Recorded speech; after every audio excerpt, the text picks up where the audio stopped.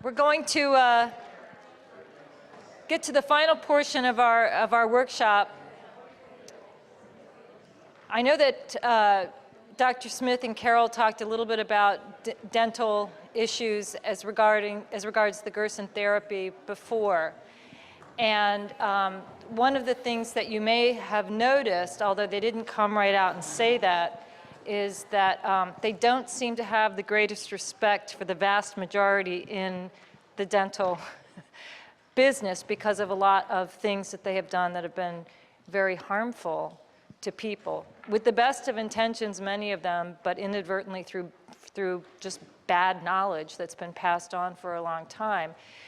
So we're very fortunate to have one of the good guys here who does not represent the majority of those in his field and who does actually recognize that the mouth is part of the greater human body and not something completely separate from it. So please welcome Dr. Daniel Vinograd. Thank you so much. It's great being here once again, and it's not once again for you guys, because it's probably most of you guys' first time here. But where are you guys from? Can you more or less give me an idea? U.S. mostly? Louisiana? Oh, wonderful. Okay. Great, great. Awesome. Well, you know, it never ceases to amaze me how people from all over the globe will come together when they have a certain commonality. And so I'm very, very pleased to be with you guys today. And I'd like to start by talking a little bit about the internet. And why am I starting this talk about the internet? Most of my patients, the first-time patients that come to see me, have done a tremendous amount of research, mostly on the internet, right? And so the internet is a fantastic tool for us to gain information. However, we gain a lot of really good information from the internet, and we get a lot of really bad information from the internet. So, you know, we used to always say, they said this, they said, well, who is they, right? Same thing on the internet. Who is they? Who's writing all this stuff? And over the years, the people that are actually dominating the internet have gotten quite sophisticated. You have very, very smart people now helping people dominate the internet. So who's dominating the internet now? People that are savvy about how to work the internet. So the information that is apparent on the internet is not always the best. But how do we know what is good information and what is bad information? And that is the key. Does that mean that we say, no, internet is evil, I'm never going to go back there again, you know, because they got a bunch of lies and bad information? Of course not. But it is really important for us to have awareness. And the awareness, you know, I get patients coming to see, Doc, I read this on the internet, like, you know, it's absolute. And so we have to backtrack a little bit and say, well, where is the information coming from? How does that fit into your reality? And so the most important thing that I want to do today, if I'm successful, is to give you some tools so that you guys can all make sense of what you're reading. And you can make your own mind as to what is good information and what is not. And when you don't know, that you can ask the right questions and that you have enough solid knowledge of what it is that you're going to learn, not only to trust people around you. When you start hearing them talk, you can start separating reality from fiction. You can start separating people who are giving you information versus people who are trying to sell you something, right? And so most importantly, when can you really trust your own instincts, which is an incredible source for each one of us, right? We have an incredible amount of evolutionary intelligence in each of our bodies that we can tap into. And so I would encourage you to tap into that, you know, don't disregard your instincts. And also, you know, start trying to understand who it is that we can trust and who it is that we can't. So I practice what I call biological dentistry. And why do I call it biological dentistry? Because, you know, there's holistic dentistry, and there's amalgam-free dentistry, and there are all these terms that have been coined. But bottom line, a dentist will see himself either as a business person. I know a lot of dentists who are basically just business people. Some of them get large clinics and manage them. I'm not judging anybody. I'm just, you know, basically identifying that they are mostly interested in the business aspect of it. I know a lot of dentists who are incredible engineers. They're technicians. They can do a lot of really fine work.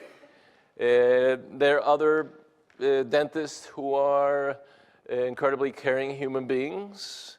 And there are all the combinations above. But in my view, what is a dentist? A dentist really should be a healer, right? A dentist should be a person that is helping you heal and that is treating you like any other specialist with a certain part of your organism that is actually connected to everything else. So you know, for us, and I tell you, when I came out of dental school, I was treating mouths. I wasn't treating patients. I was treating mouths because this is the focus of my training. My training is, you have tooth number 18 MOD. This was the lingo. You have, wait a second, did we forget that there's a person behind that? So over time, you know, I have to be honest with you, when I first started practicing dentistry, it was very dissatisfying to me until I finally realized it's not about a crown. Of course it is about a crown, but it's not just about a crown. It's about treating a person. And how is this crown going to affect everything? So having said that, I will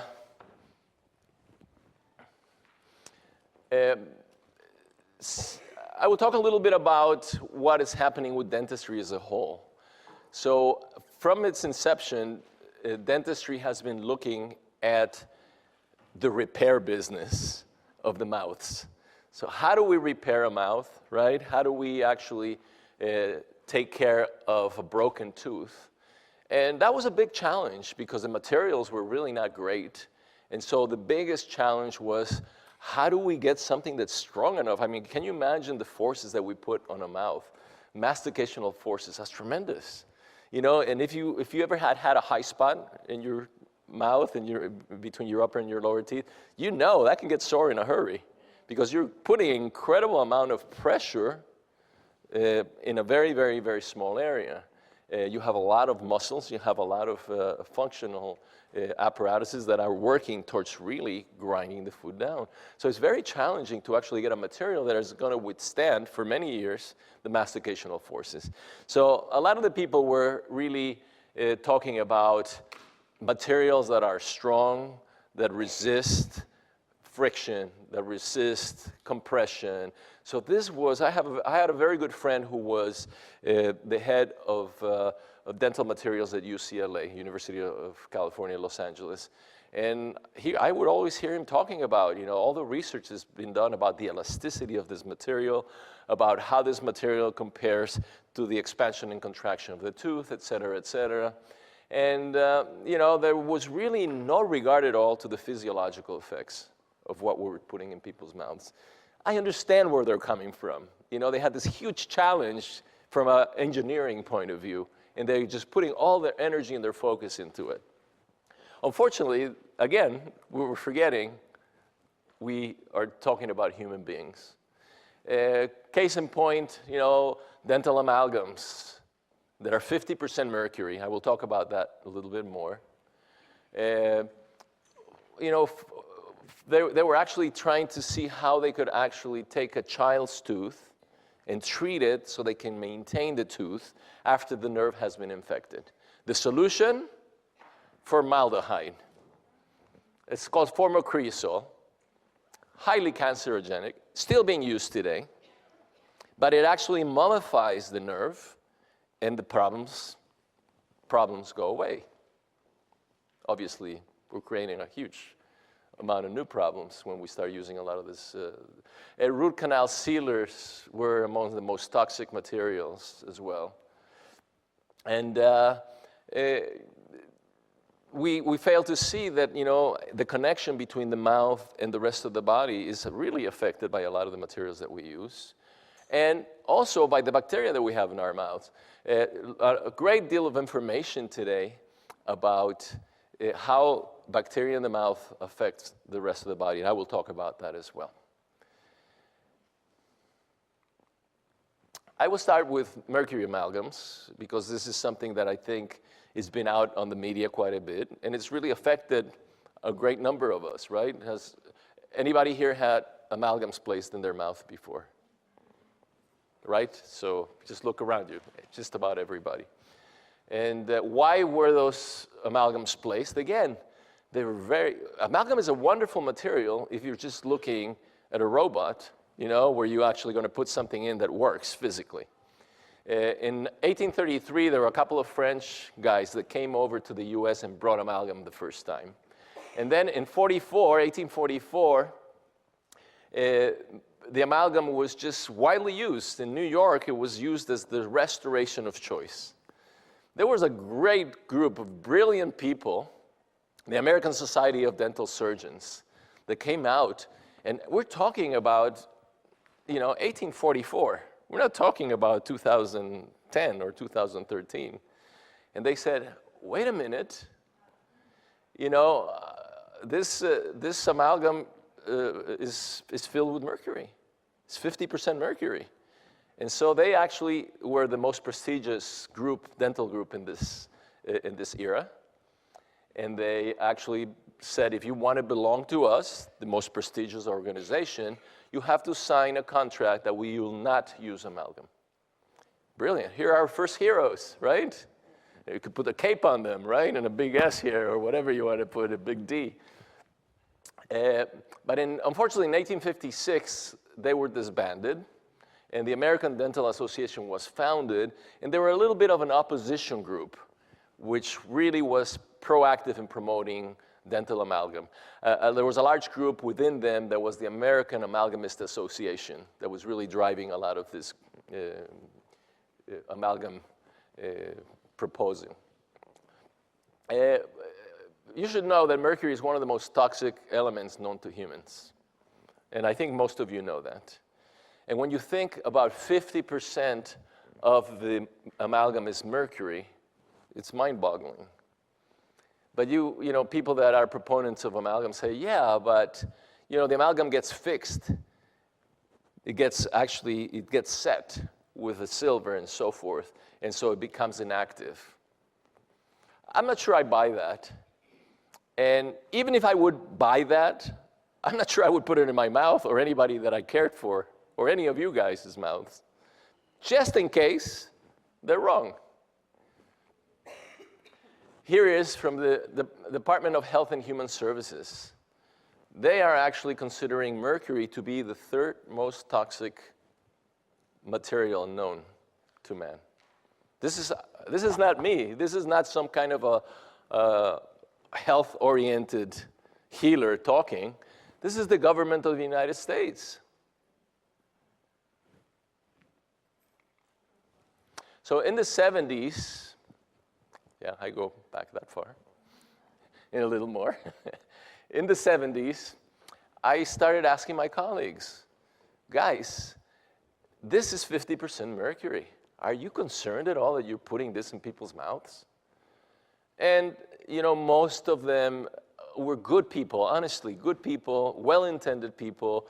A lot of them came out, wanting to help people out in a healing profession. So I don't think there was a lot of malintent or maliciousness in saying, oh, I'm out to poison people.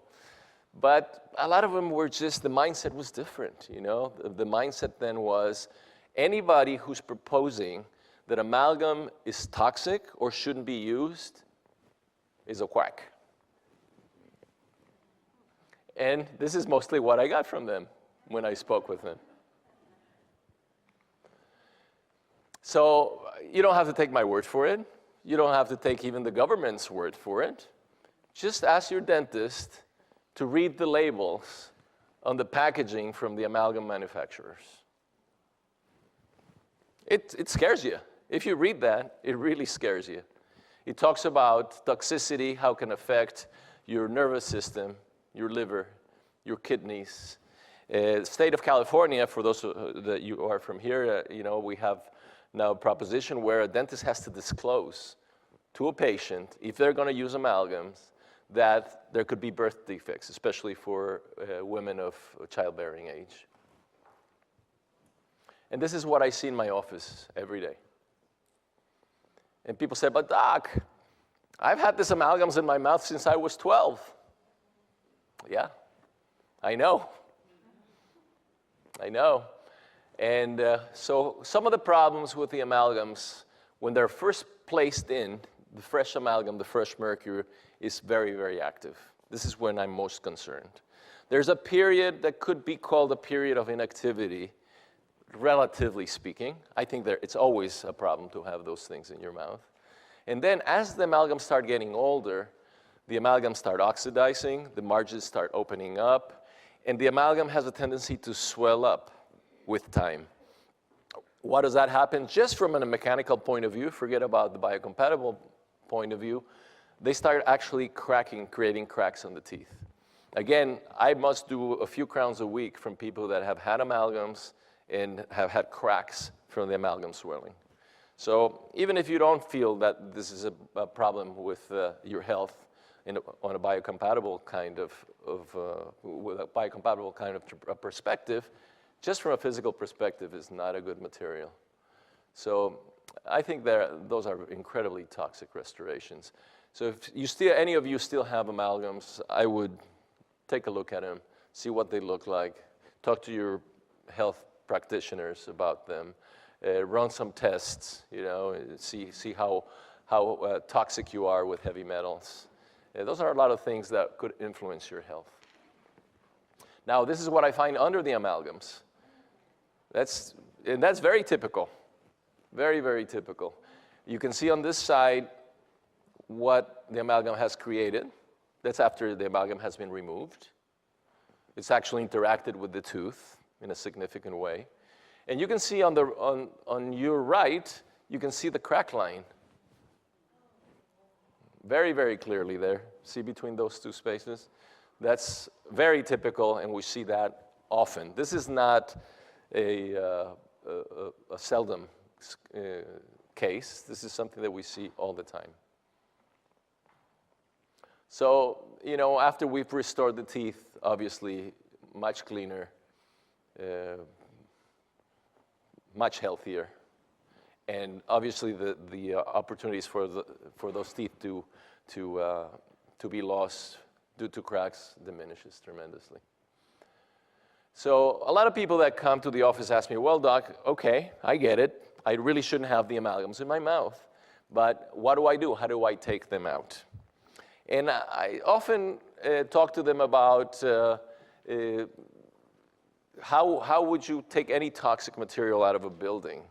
Asbestos was big, right, in the 60s. And in some buildings, they have special people that come and actually take the asbestos out. So there is a certain protocol as to how we can take the amalgams out of your mouth and how we can do it safely. That's very, very important. To have your amalgams taken out in an unsafe way, it really subjects you to have a lot of that material reintroduced to your body and lodged in some of your fatty tissues, like your liver, like your brain. And so a lot of people that have gone to the internet have read and asked me, well, doc, what kind of protocol do you use? Do you use Huggins protocol? Do you use the International Academy of Oral Medicine and Toxicology? Do you use, I don't know, there are probably 7, 8 different varieties. And all of those protocols are good, but here's where you have to start thinking, and there's where you have to start developing trust in your health professional. And a lot of the times, because we get so involved in our head and we forget to really feel or trust or really get guided by something other than just our thoughts on the internet, we tend to choose the person who has the best protocol. But really, you don't take the eye off the 8 ball. What does that mean? That the most important thing about a protocol is the practitioner behind it. How meticulous is this person about implementing the protocol? So a lot of people say, well, Dr. Huggins says you should never do this on Tuesdays and Thursdays. Well, you know, maybe, I'm not disputing that, but it's much more important that you have a practitioner that is going to put a rubber dam and make sure it seals really well. So again, you know, the important thing is that you have somebody that you can trust that will do a good job for you, that you know is meticulous, that you know has your health as their primary concern. So the basics really is that you want to have the rubber dam is the key to this all. And has anybody had a rubber dam placed on them? Right. And so a rubber dam is just a physical barrier. And in our office, we actually place the rubber dam, and then we actually put a seal around each tooth in addition to that. And then we actually pour water on the rubber dam, make sure nothing is really coming through. Once you've done that, and this is something you could ask your dentist to do, you know, could you check, could you put some water in there and see if anything is leaking before the amalgam gets taken out? And then the second part is, you know, a lot of the powder, a lot of the gas that is being produced with the heat of the drill. You also want to be protected about inhaling it. So that's again what I'm talking about is you guys just using common sense, understanding what's going on, and it's less important that you read in the internet that somebody has, you know, such and such protocol, and more that somebody's actually using oxygen, protecting what you're inhaling, and protecting what's going behind. You can read the rest. So a lot of the really proper protocol is really to segment the amalgam so you're not grinding at all and taking them out by pieces. And some people have equipment that allow them to do that. In our office, we additionally use some homeopathy and some natural ventilation, nutritional guidance, and we do quadrant dentistry. So we placed a rubber dam, and we actually remove everything by quadrants, so we don't have to be revisiting the same area over and over. And so one of the interesting things is, well, you're going to take the amalgams. You made that decision. I'm taking my amalgam out, or my amalgams out. What am I going to replace them with? And this is a very interesting part of the process, because there are basically two major ways to replace an amalgam restoration. One is with composites, and the other one is with some kind of a casted piece, and I will explain. The composites are basically powder, glass, and plastic. That's what a composite restoration, those white fillings that are put in your mouth, is basically powder, glass, and plastic. Most often than not, and so far in my research, I have found that just about every composite has BPAs, with the exception of one, and I'll talk about that one.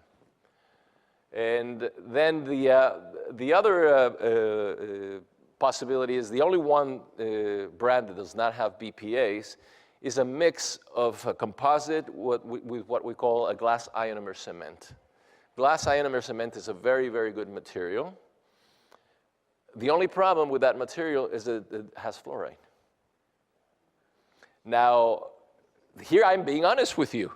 I'm talking candidly with you about what the options are. We live in an imperfect world, and you have to make good decisions. And you're going to have to make a decision. If you go with a composite, are you going to go with a composite that has BPAs or a composite that has some fluoride? No other options in the market. So when you're making your decisions, you have to really understand there are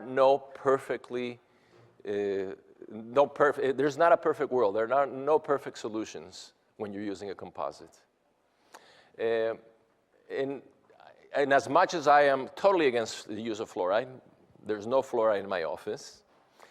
The effects that I've seen with BPAs are quite a bit more devastating. I think that actually the very minute amount of fluoride that is on this one material, and the fluoride stays active for a short time, and then it stops being active. What do we use? Which one of the two do we use? Well, it depends on you, your situation. It depends on your condition, or do you not want to use either? Well, you have another option, which is inlays and onlays. The advantage of an inlay and an onlay is that it's a baked porcelain, significantly more stable,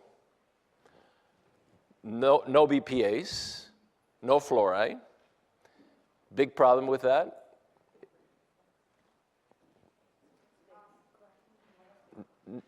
Yeah, they're quite a bit more expensive. Quite a bit more expensive. Now, when you have a large restoration, in my book, there's no choice. You can't put a large composite that you're going to be grinding down all the time, right? So basically that's right. And then, you know, when it comes to your inlays and onlays, there are different kinds of porcelains that you can use. There are indirect composites, which are baked composites. And then you have pure ceramic restoration, which is called a Bruxer crown. And then you have some combination porcelain inlays and onlays. So when it comes to the onlays and inlays, here are your different choices. You have porcelain.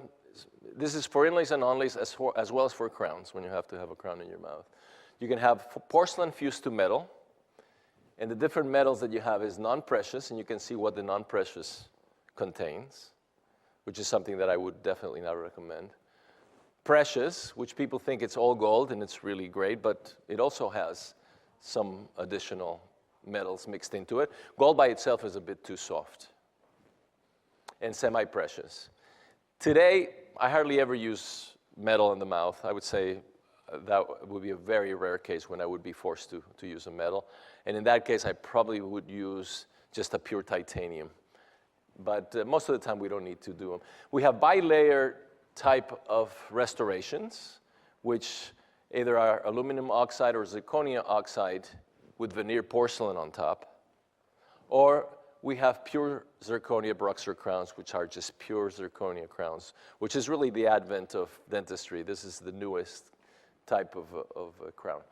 Any of this perfect? No.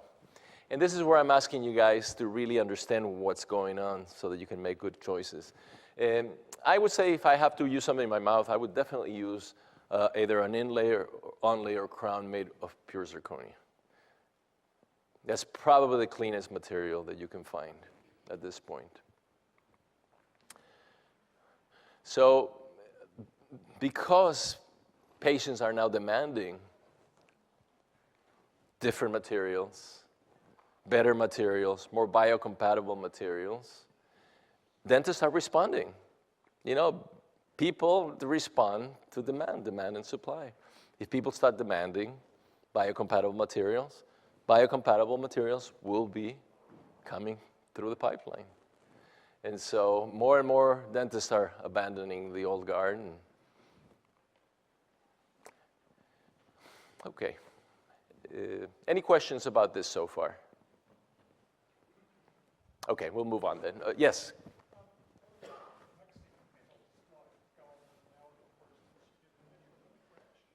Mixing of amalgams? Of metals in the mouth? You mean having one tooth with one and one with a different kind of metal? Yes. That's really not a good idea because the saliva will conduct electricity between them. It's called galvanism. So to have two types of different metals, to have metals in general is not a great idea in your mouth. But two kinds of different metals is even worse. So thanks for bringing that up. Yes? You were talking about fillings as well as caps and bridges as well. Yes. All of those materials can be applied to, except for obviously the composites are only for fillings. But the crowns and bridges can all be done with metal fused to porcelain, and then porcelain by itself, or powdered zirconia, which is the Bruxer crown. Those are different. You can't use porcelain for fillings, huh?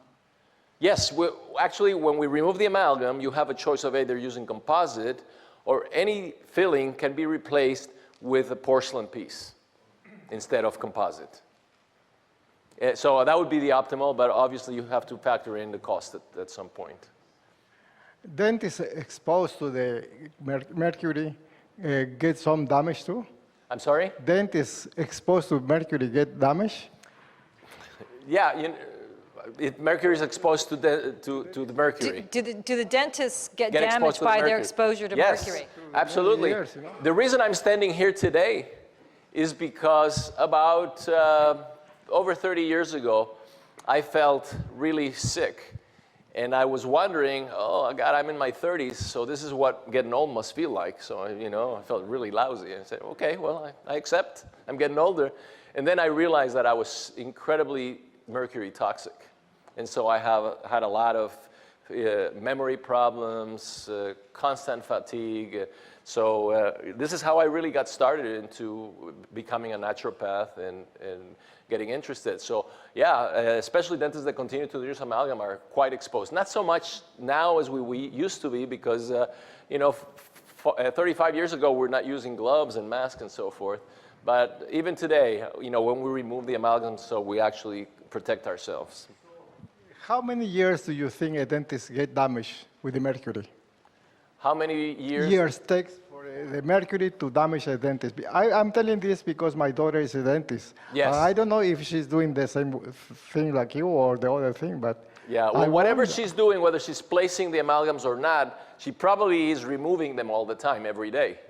So she should really protect herself well against a lot of the fumes, a lot of the powder that's coming out, definitely. It's a great risk to her health. So for you to intervene or give her some awareness would be an act of love and kindness. Hello, Doc. I have a question. It's kind of a stretch, but is there any chance of reusing, people pull their wisdom teeth out, reusing some of their own material and some way growing your teeth back in some form, or using any form of material in your body, like bone of some sort that really can regrow itself into and not have to use a foreign material outside your body? Yeah, maybe 20, 30 years, but not at this point. They actually have now developing tooth germs, where you can actually take a tooth out and place a tooth germ and grow it. That's happening already. It's just not happening fast enough, because those germs take about 7 to 8 years to grow, and most of us don't want to go without a tooth for about 7 to 8 years. But what about stem cell? Yeah, all of that is coming. All of that is coming. Unfortunately, not here for us today yet.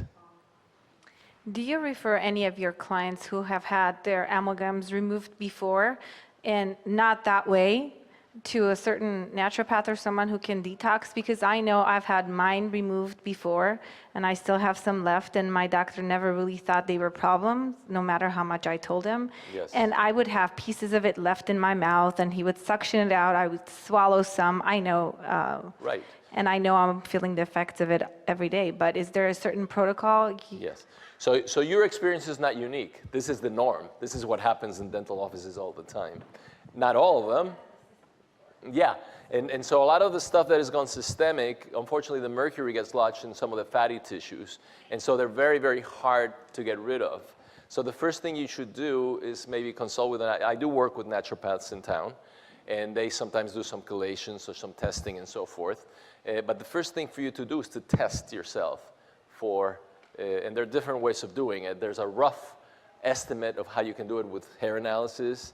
Then there are other ways where you chelate and actually you test either your urine or your feces to find out. But you actually have to, in order to do that, you have to dislodge a certain amount of the embedded toxins. Because as long as if you just take a blood test, they're not going to appear because the toxins are really embedded in the fatty tissues. So you have to take something like DMSA, DMPS, which is a little harsh, so you don't want to be doing this all the time. You want to do it with supervision to actually dislodge some of that from your fatty tissues into the bloodstream or into the urine or into the feces or the fecal matter, and then test it. So once you know what you have, then you can work with it, because to detox, you also need to know what it is that you're detoxing.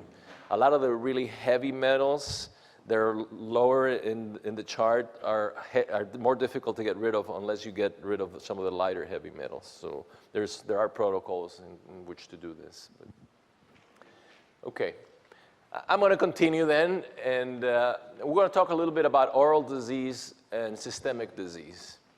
And what's interesting with a lot of the research that's coming out lately is that they have found that the same bacteria that you have in gum disease, in some decay, sometimes in root canals, that bacteria doesn't stay in your mouth.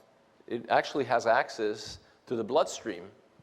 And so that bloodstream is actually carrying this bacteria to different parts of the body. A lot of it, really, a big problem is gum disease. And this is something that you really need to be aware of, because the gum disease actually is hosting a number of anaerobic bacteria, oxygen-hating bacteria in there. That's why they hide inside the gums, because they hate oxygen. So they're in there doing their thing. So, you know, this is a more advanced case where you could see the gum disease, the inflammation, and there's usually pockets right in between. So, I don't know if I can get, well, you can see clearly there's a periodontal pocket. It's the space between your tooth and your gum. That is a critical piece of information for you. If you have 2 or 3 millimeters of space between your tooth and your gum, you can actually get in there and clean it with your toothbrush. If you start getting more into 4, 5, 6 millimeters, now it starts becoming impossible to really clean this area with a toothbrush. So up to here, I can go with a toothbrush. Down here, this is untouchable. This bacteria right there are as happy as could be. They're throwing a party 24/7. So what's happening with that? More inflammation, more bacteria, and our bone starts coming down, creating even more pocket depths. So this is one of the most critical things that you can do for your health, is to check to make sure that you don't have deep pockets that are hosting a lot of anaerobic bacteria, oxygen-hating bacteria. Interesting that the same bacteria that have found in pockets and in some decays, in some root canals, have been found in the heart of people that have been ill with heart disease, and on pancreatic cancer. There's some really good solid research done by some respected institutions that have found the same type of bacteria in the mouth and in some of these life-threatening diseases. So what do you do about periodontal disease? And you know, a lot of people have that. Some of us are aware of it, some of us are not aware of that. Obviously, traditional is brushing. Make sure that you use your toothbrush, a soft toothbrush, just with water, and you actually introduce them in the pockets and clean them. And then after that, if you want to use toothpaste or whatever for your teeth, that's fine. But you really should spend the time with water and a toothbrush physically removing. And this is only going to remove the first 2 or 3 millimeters worth of bacteria, right? Now, this is something that I've actually been promoting for a long time. I thought I was the inventor of this, but when my son went to check this, there were like 500 other people that had been using this irrigating devices and ozone in one form or the other. So I guess I wasn't so smart anymore. But this is something that I really work with my patients a lot, and I really highly recommend this as a much enhanced way to do your oral hygiene. What you do is you actually purchase a water pick, which you can purchase basically at any store, you know, any major store will carry them, Costco, Target, any of them will have it, which is very, very modically priced. And you start using a water pick. What the water pick will do is the water pick will actually access more than 3 millimeters. It'll access the 4 and the 5 and the 6 and the 7 millimeters if you actually get that water pick in between your tooth and your gum. So now we're doing some physical removal of that bacteria. Is this more important than going to see your dentist for gum disease? Well, don't quote me on this, but yes. Why is this more important? Of course, it's important to go every 6 months, get your pockets checked, and get everything cleaned out. Of course, it's very important. But this you can do every day. I can't come to your house. I would love to if you invite me, but I can't come to your house every day and clean your pockets out. You can. You are your best dentist. Now, when you start introducing an ozonator, an ozone generator, and actually bubbling the ozone into the container of your water pick, and using that water into your gums, now you're taking O3 and hitting this anaerobic bacteria, which hate oxygen, which die on contact. So here you have, without chemicals, without having to pay for a lot of expensive mouth rinses and medicated and chemically filled washes, you can actually kill all the bacteria, all the anaerobic bacteria that is causing all that disease. So we found this a tremendous help in our own practice. I've kept a great number of patients from going to periodontal surgery, to a periodontist, and they're able to maintain it. Because in essence, what does a periodontal surgeon do? They actually cut the pockets to make them 2 or 3 millimeters again so you can clean them. That's basically what they do. I mean, they also will go in there and reshape the bone underneath and so forth. But really the bottom line is they're just creating a situation where you can maintain it again without all this bacteria. So by using an ozone machine and a water pick, you're enabling yourself, empowering yourself to do this and keeping yourself from really having a lot of gum disease, which affects your body. So some suggestions about the ozone. Use it in a well-ventilated area because ozone in the air is highly irritating to your GI tract, but in water, it's perfectly safe. The kind of ozonator that you want should have this specific specifications. Should be a coronal discharge, preferably 1,000 milligrams per hour, because otherwise you're going to be sitting there for 2 hours ozonating your water. With 1,000 milligrams, you will actually ozonate your water in maybe 10 minutes. So you just put it in there, go do something else, 10 minutes later you come back and you use your water with your water pick. And you want a sealed box around the elements. You know, there's some people on the internet that are actually making their own machines. You know, I'm a little suspect of that. I actually had my son, who has a company, source this particular, so if you don't find it anywhere else, you can always go to this website and get it. I'm not encouraging you to go buy it from him, but you know, if you find it somewhere else with those specs, I think you should get one. It's wonderful for your whole family.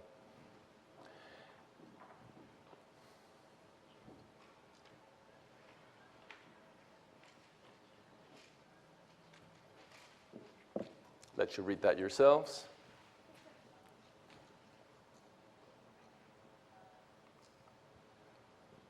Then, of course, you know, you want to go to your dentist to make sure that he's probing. And if your dentist is not probing your teeth when you're going to see him, I would probably either ask him to do that or go to somebody that will do that for you, because this is a critical part of maintaining your health. The other thing is that people don't realize, but crowding on your teeth actually creates a lot of gum pocketing and gum disease. So that's something that you might want to consider. You know, braces were not for adults for a long time, but nowadays invisible braces are great, and you know, about 80% of my braces now are going adults. So that's something not just for aesthetics, but if you have a lot of crowding, that's really promoting a lot of gum disease. So something for you to think about. A lot of the times my patients ask me if the trays that you use for Invisalign or ClearCorrect, which is a competitor, if they are BPA free, and they are. Okay, questions about this segment? Yes? You're recommending that you don't have to have gum disease to use the water pick? No, you don't. You have to. You can keep yourself from getting diseased by using the water pick and the ozone. Most of the bacteria that cause problems in the mouth, decay and periodontal disease and endodontic problems, all of those bacteria are anaerobics. You see, actually, there are studies where they show the combination of aerobic and anaerobic bacteria in our mouths. When there's disease in the mouth, the anaerobics just take over. So by actually maintaining the populations of anaerobic bacteria in the mouth down, you are keeping disease down. So yeah, it's not only when you're diseased, prevention is obviously the best answer. I understand the crowding of the teeth that you was talking about a few minutes ago. What about when you have gaps in your teeth? Does that open up for? Gaps in your teeth are not as problematic, Okay. unless you have a very small gap in between the teeth where you're getting food trapped. If you have large gaps, there's some people genetically just have large gaps in between their teeth. That's usually not a problem at all for gum disease. And you'll know if you have your dentist probe you, If you have a pocket there, it's a problem. If you don't, it isn't, basically. But it's only when there's very narrow spaces between the teeth where food is getting trapped and actually impacting the gums that it becomes a problem. Yes? Oil pulling is wonderful. I think it's a great therapy, and it's been used for a long time. I'm very pro it. I actually, because of the great results that I've had with Ozone, it actually is, I think, the treatment of choice in my eyes, in my view. The question Sorry. was, how do you feel about oil pulling? Does everybody know what oil pulling is? It's where you put like a tablespoon of organic oil, oftentimes it's organic olive oil or organic coconut oil, whichever one you prefer, and you keep it in your mouth and you swish it, vigorously through your mouth for up to about 10 to 15 minutes even. I mean, some people do it for less, but to really get the effect, it has to be, I believe, for at least 10 minutes. And that's pulling a lot of toxins out. Then you spit it out and you make sure you get every last drop of it out of your mouth because you don't want to swallow any of that back down. That's oil pulling. So oil pulling is actually quite good, and especially if you have metals in your mouth and things like that, it's actually beneficial. But really, a lot of the toxins in the mouth are produced by bacteria. So if you're really taking care of the bacteria, you're really taking care of most of the problem. Now, having said that, I use my own homemade Profi paste in our office, and I encourage my patients to make their own toothpaste at home. And this toothpaste has a base of virgin coconut oil. We use that, and then we use a few other things, natural ingredients into that. But the base of coconut oil gives you exactly the same kind of effect, especially if you brush for a prolonged period of time. It would be like a short, mini oil pulling session. There's a question from the live stream, Dr. Vinograd. It says, where do you buy the ozonators? Now, I assume that means if you already have, say, a water pick and you want to add the ozonator to that? Right. That something they're actually exactly two separate purchases. Okay. One is the water pig and the second is the ozone machine. I actually put a website where you can actually buy it, but I encourage you to just go on the internet and look for one that has the characteristics that I've described. Yeah?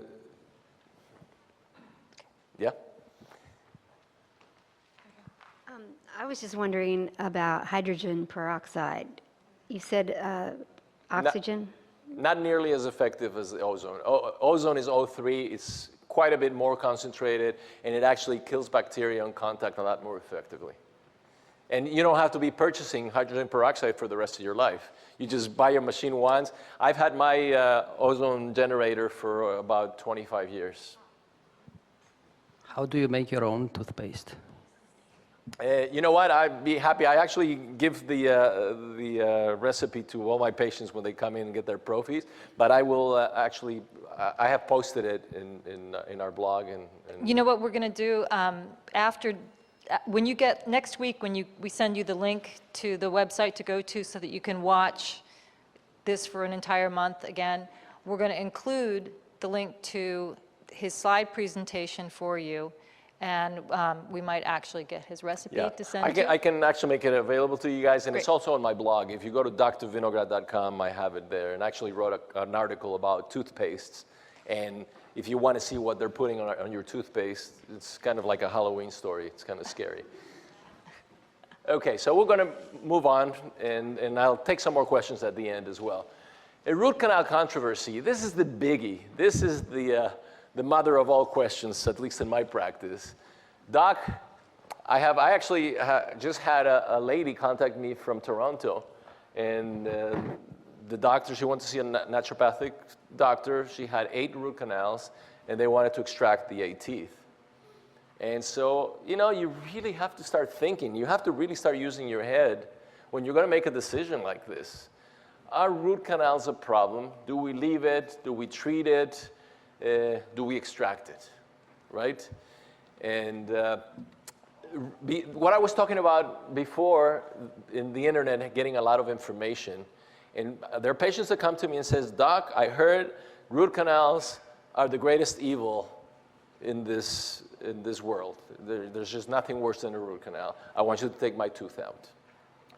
And ultimately I will if I understand that the patient understands what they're doing. If they have all the facts, and then I can make a decision with him based on intelligent information. Because I'm not going to be making the decisions for them, that unless it's something that I don't feel comfortable doing, that are going to impact their lives. I think you have to make the decisions that are going to impact your lives, having good information. So let's talk about what a root canal is. Basically, the pulp, which is a combination of a nerve in some vessels, a vein and an artery, run through the inside of the tooth. Now, when there's decay, and the decay actually invades the nerve, that nerve becomes diseased, it becomes infected, and then we have to decide what we're going to do with it. So let's go back.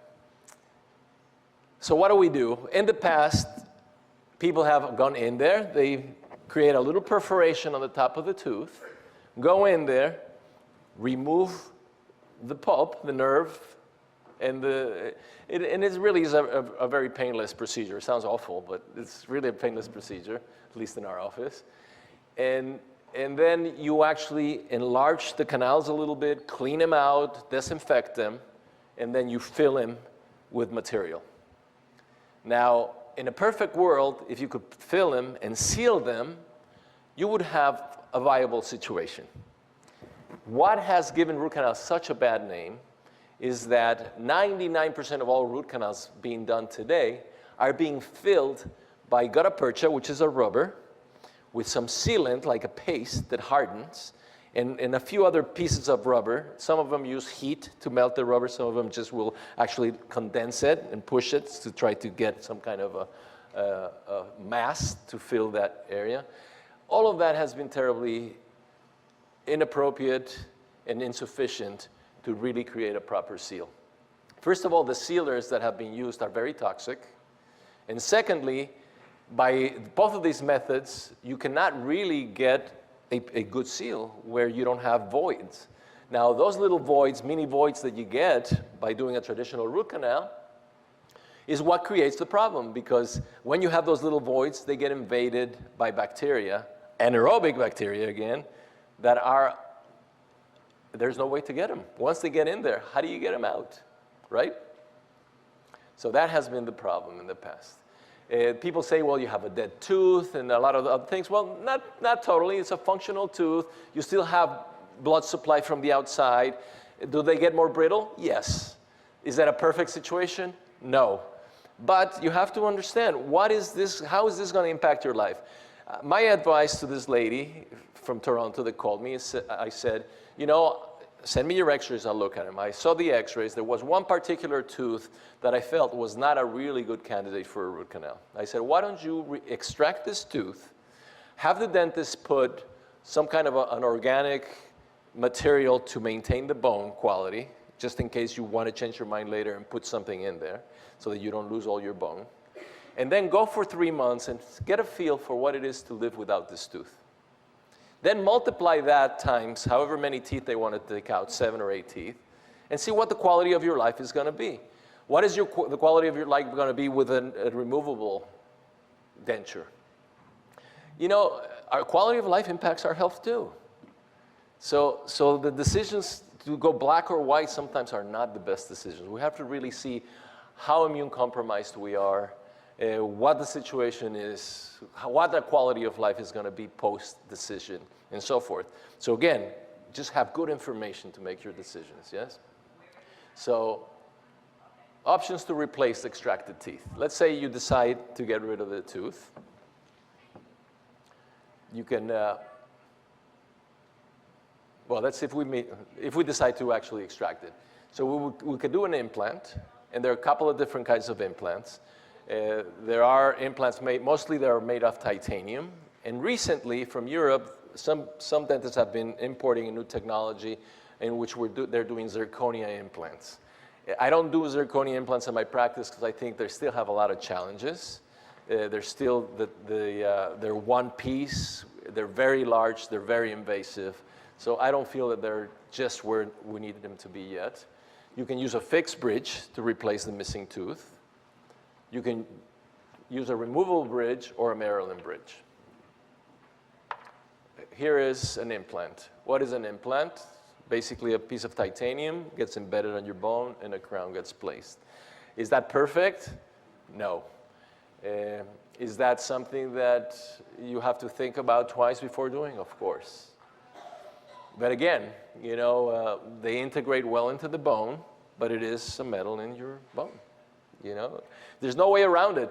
People are going to try to sell you, this is the right answer, this is good, this is bad. There's no good, there's no bad. It's what's right and what's wrong for you. Removable bridge, for some people, successful. They don't mind. People have a lot of tolerance. They put that in, out, they're comfortable, they feel good. Probably from a biocompatible point of view, one of the best answers. From a lifestyle point of view, one of the worst answers. It's very, very difficult to have good quality of life when you have this thing in and out of your mouth. Fixed bridge, now we can actually do very nice fixed bridges without any metal. Advantage, you replace it. It's very biocompatible. But disadvantage is that you have to grind the two adjacent teeth. If you have two adjacent teeth that are kind of broken down, have fillings, then it's a no-brainer. If you have two virgin teeth, nice quality teeth on the two sides of that tooth, I would really think twice before I go ahead and grind those teeth down. And then a Maryland bridge, which is a much more conservative 3-unit bridge, where you don't grind the adjacent teeth quite as much. Very nice compromise, but it is a compromise because those bridges tend to get dislodged, so every so often you have to get it re-cemented. So again, magic pill isn't here, and I'm not here to give you a magic pill. I'm just giving you facts so that you really can make good decisions again, and that's the design of a Maryland bridge. Now let's talk about the root canals, biocompatible root canals. I really stopped doing root canals for about 20 years because I just saw what was a root canal and how what a really a poor job a root canal was doing in really sealing off the canals and preventing biological invasion. Today there is a material called BC Sealer, which is a calcium-based material, which is a very biocompatible, osteogenic, which means it actually helps bone being laid out, that is being used in a lot of parts of the body to actually stimulate bone growth. And it's also hydrophilic. This is the key. Hydrophilic means that they like moisture. And so what does a material do when it likes moisture? With slight moisture, it tends to absorb a little bit of moisture, and when you absorb the moisture, it expands. So it expands, and it creates a much better seal. The other advantage of BC Sealer is that it has a pH of 12.4. No living organisms survive 12.4 pH for very long. And this material actually takes 48 hours to set. So it's actually actively disinfecting the canal for 48 hours. So now I'm doing, again, biocompatible root canals. And so far, in 7 years, I've had 0 failures so far. I mean, I may have had some that I don't know about, but they've been quite. Now, having said that, if I have a person that has a lot of challenges, you know, cancer, some systemic challenges that are very serious, would I consider extracting a tooth and not doing a root canal? Of course.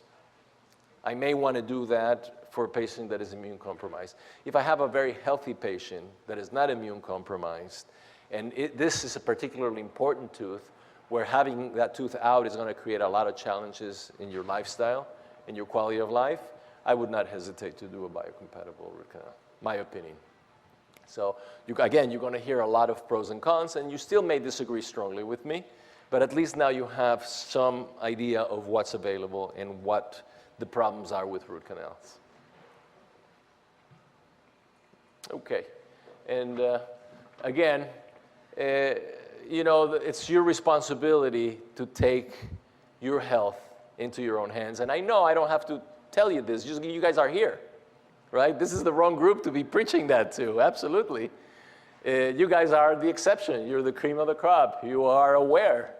So I don't have to remind you too much about the fact that in the last decade or so, corporations have basically taken over the decision-making process in this country and in the world, where I don't know if anybody saw this documentary called Corporation, right?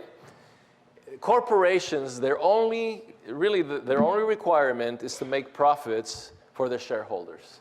There's really nothing that says there that they have to be moral, that they have a responsibility to the greater good, nothing. So legally, they actually have a responsibility to make money before they have a responsibility to create a good product or a healthy product. What does that mean? That we have to really make decisions now for ourselves. And so there are a great number of people out there that are going to help you do this. There are a lot of very committed people. I often go to missions down, dental medical missions in Guatemala and Central America. I meet some amazing doctors, amazing dentists with the heart in the right place. So people are out there to support you, people that are there doing the right things for the right reasons.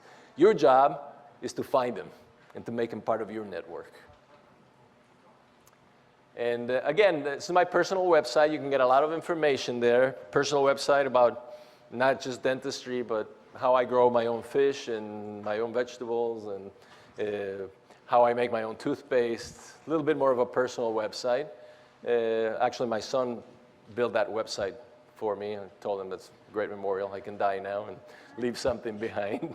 And then there's our office website and personal email if you guys have some questions. And of course, I'd be more than happy to communicate with Gerson with any questions that you might have. You can ask them through the Gerson Institute. Do you have time for just a few in case Yeah, on that absolutely. last section? Absolutely. Please. Yeah, speak up because the drill over the years has actually taken a toll. So you have a root canal Yes. with a tooth broken off, Right, and it's kind of deep, right, but you want to get rid of the tooth and put in a fixed bridge. right. How long would you wait for that to heal before you would do that? Well, in our office, what we do is we extract the tooth, we prepare the adjacent two teeth for a bridge, then we put a temporary, and then we wait from 6 to 8 weeks with a temporary bridge in place for that area to heal. Cool. The reason you want to put a bridge there is because as soon as you extract the tooth, teeth tend to collapse into the space. So you want to actually stabilize that area first, but you don't want to make that bridge prematurely. Otherwise, you're still going to be healing underneath the bridge, and you'll have a gap in between. And how hard is it to pull the rest of that tooth out? Well, it just depends how much experience you have. Yeah. Okay, thanks, man. Yeah, we're going to send it. Okay. Okay, I'm sorry, could you raise your hand? There was another one over here someplace that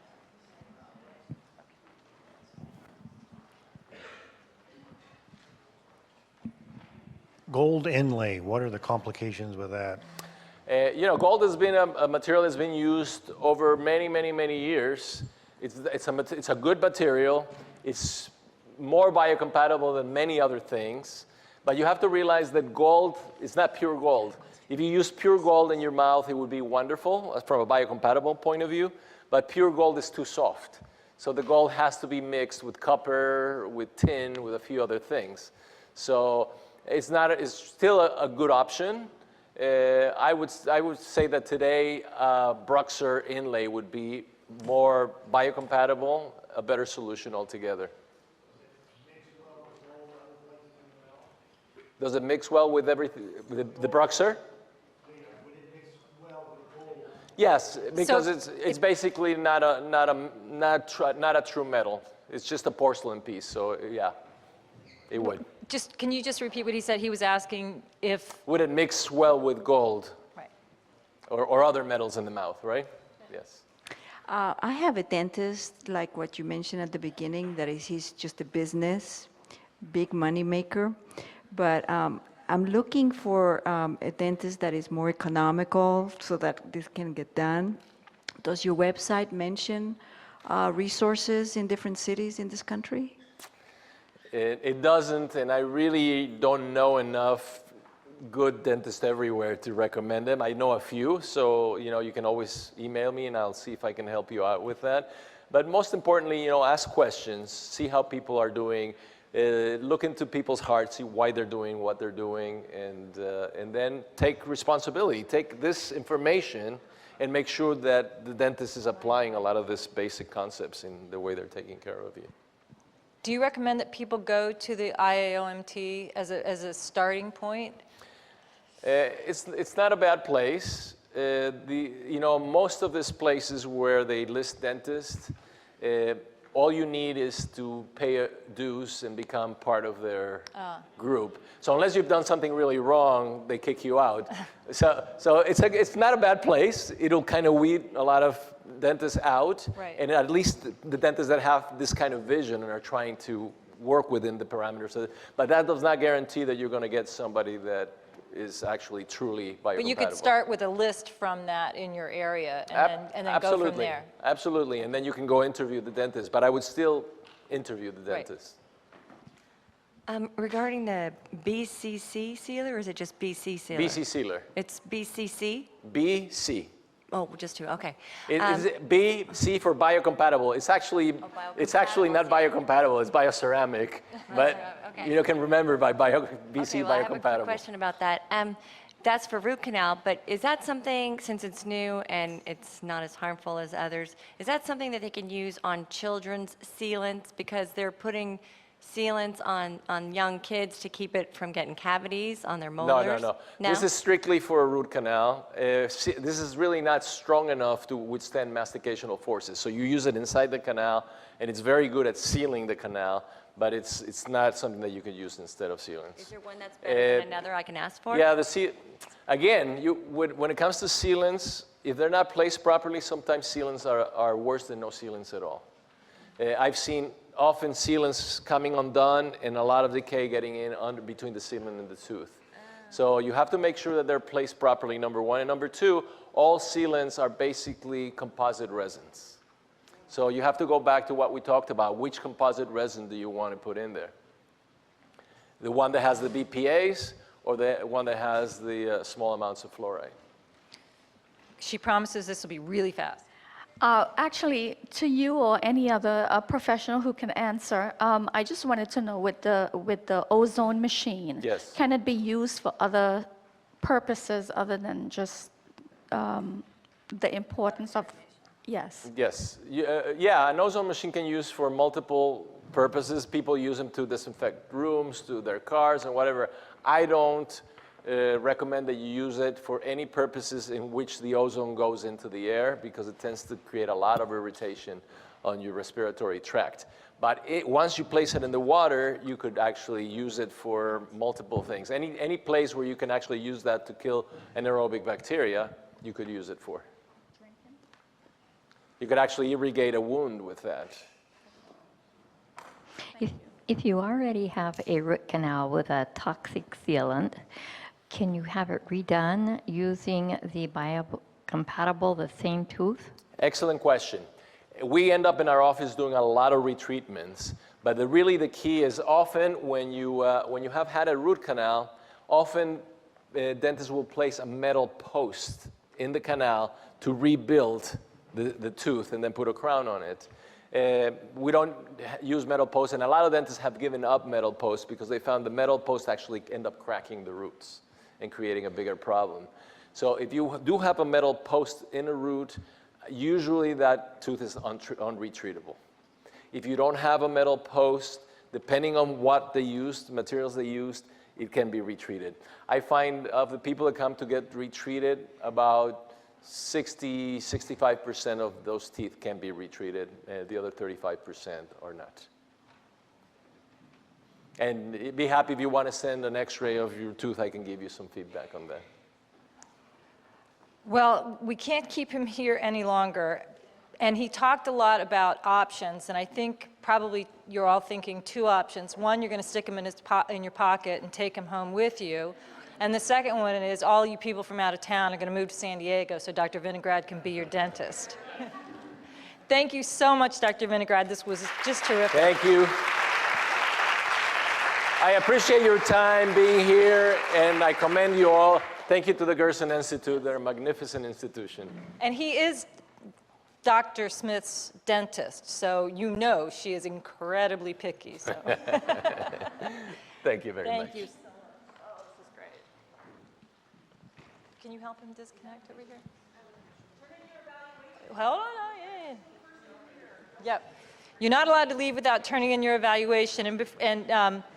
So we are at the end. And I just want to tell you, it's been so wonderful spending the weekend with you guys. I wanted to leave you with one thought also. And I'm not making this up when I tell you this. This is absolutely true.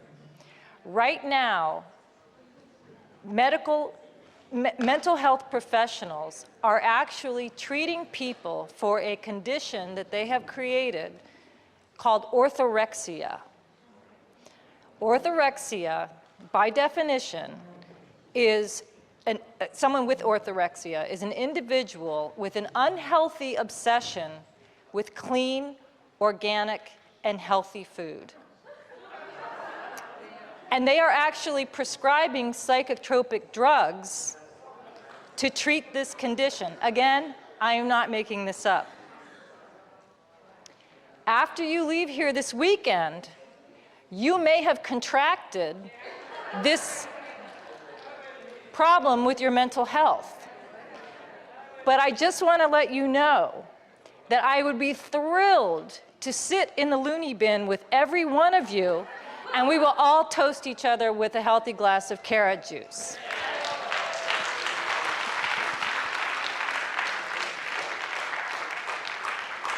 Again, thank you very much for giving us these few days out of your life. Be well, safe home, and stay bold.